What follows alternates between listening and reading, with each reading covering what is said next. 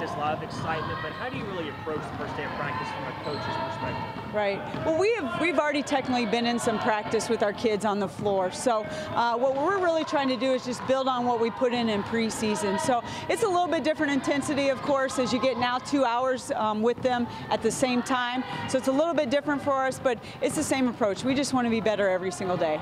How do you kind of make sure the freshmen, this is their kind of first official practice, right. How do you kind of bring them along kind of slowly so that you don't kind of overwhelm them on the first day? Right.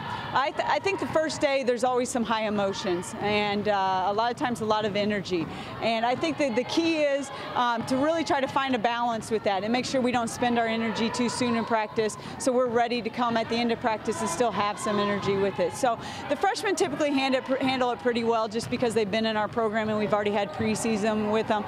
But there's going to be a ton of new learning going on right now, so we really count on our returners to bring them along. How important is it, I guess, what are kind of your biggest concerns right now as you kind of look at your roster, look at the way your players are? What's kind of one of the biggest concerns that sticks out in your mind? Right.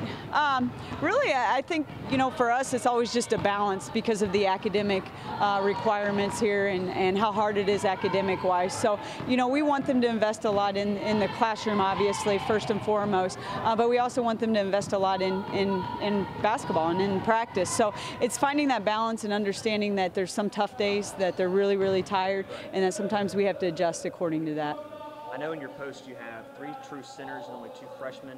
Is that kind of an area of concern that you're trying to kind of accomplish, I guess, in the first kind of couple of practices and kind of see what you have there? Right. Well, we have, Mish coming back with a lot of experience, and we really have talked to her about really teaching, our 2 newcomers that are centers with them. One of them is a junior college transfer, so she actually has a lot of experience, and she played on a phenomenal junior college team. So we've just got to get her into our system. So that definitely helps with some of the experience she has. And then our freshmen, typical freshmen, you just teach them day by day and hope they take to it as soon as they can. Do you see them making a big impact to your team right away, or do you want to kind of let them adjust to the style of play and then kind of bring them along kind of slowly? Right. Well, we talk about every kid runs their own race. Some kids get it really quickly, some kids take a while to get it. So we just approach it as, let's see what we can throw at them, let's see how quickly they take to it, and then we'll decide from there. But I can tell you that we need at least one of them with Mish to play some phenomenal minutes with us.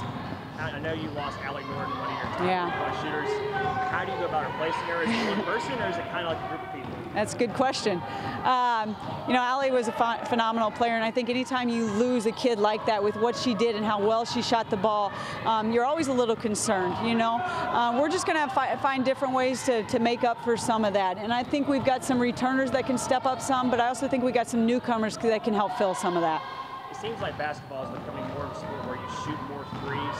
With that said, when you lose somebody like that, do you kind of look at somebody and say, hey, this has to be your role? Do you have to get kind of the green light to one specific person? Or do you just kind of do it kind of like a player by committee, I guess? Right. We kind of do it more as what their strengths are, what their weaknesses are. And then, if we need to adjust some of our offense according to that, we do. So I don't think it's definitely like you have to be Allie Norton or you have to be able to shoot that, because I don't think there's going to be another Allie Norton. So we just kind of go player specific with it. Who are you looking, I guess, to really have a leadership role on this team? It can be 1 player, 2 or 3, or right. Does it really matter? We don't have captains because we believe that every kid can lead in some way. We do have certain leaders that step up and definitely put themselves in a position to be leaders, and so we really do look to them. I think that kind of just works itself out in our program a lot, and we really look to them to be those leaders on the floor and off the floor for us. So it's neat to see the kids develop into that. I know your first year you won 22 wins, won the conference tournament, go to the Division II tournament. Last year you had 16 wins and to have an early exit. Do you feel like you took kind of a step back maybe in that second year, or is that kind of motivating to you in any way? Not by any means do I feel that. I think we had a ton of returners with experience our first year here, and all those kids have played minutes, and that makes a difference. Last year we started 2 freshmen, and then our 3rd kid off the bench was a freshman, so we were really young and really learning.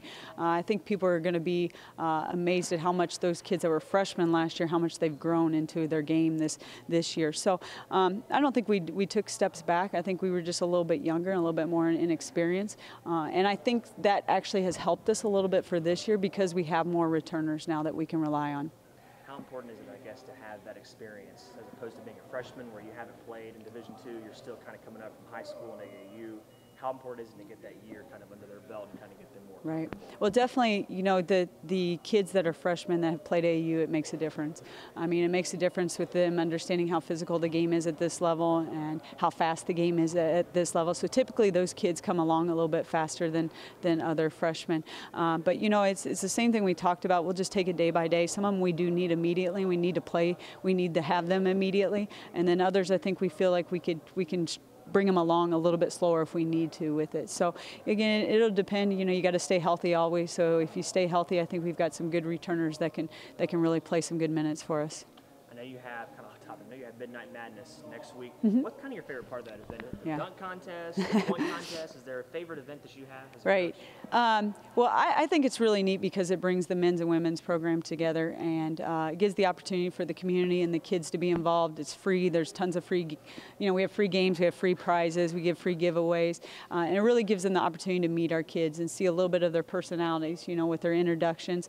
The three-point contest is always fun, especially if we win like last year. But I do enjoy the dunk contest, and then obviously the men's scrimmage as well. So it's fun just to be together and to share that as a family and to really just get to know the kids a little bit more.